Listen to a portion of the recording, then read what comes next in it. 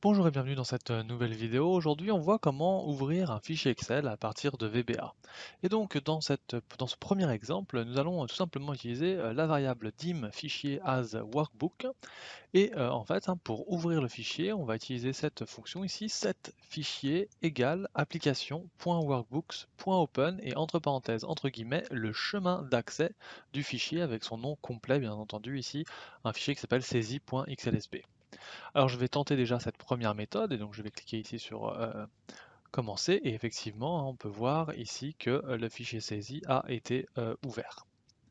Alors je vais refermer et puis je vais vous montrer du coup ici une deuxième manière de le faire. Donc je vais mettre cette ligne en commentaire et je vais enlever les commentaires de ces deux lignes là. Et une autre manière de faire c'est d'enregistrer finalement le chemin d'accès du fichier dans une autre variable, donc dans une variable ici que nous avons appelée chemin fichier et que nous avons défini as string, donc être une chaîne de caractères. Et entre guillemets, nous avons mis du coup le chemin d'accès du fichier de la même manière qu'avant. Et en fait, ensuite, nous avons mis set fichier égale application.workbooks.open et entre parenthèses le nom de la variable chemin fichier. Donc plus besoin après finalement de se référer à du texte. Donc quand je le lance, effectivement, cela a exactement le même effet, le fichier saisi vient d'être ouvert.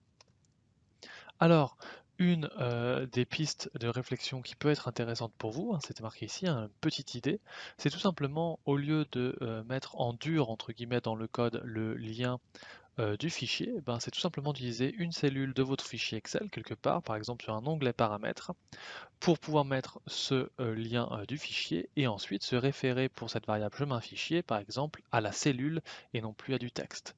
De ce fait, n'importe qui, n'importe quel utilisateur qui utilisera votre fichier n'a pas besoin de connaître finalement VBA, pourra quand même mettre à jour le fichier s'il y a besoin de changer par exemple le lien du fichier à ouvrir.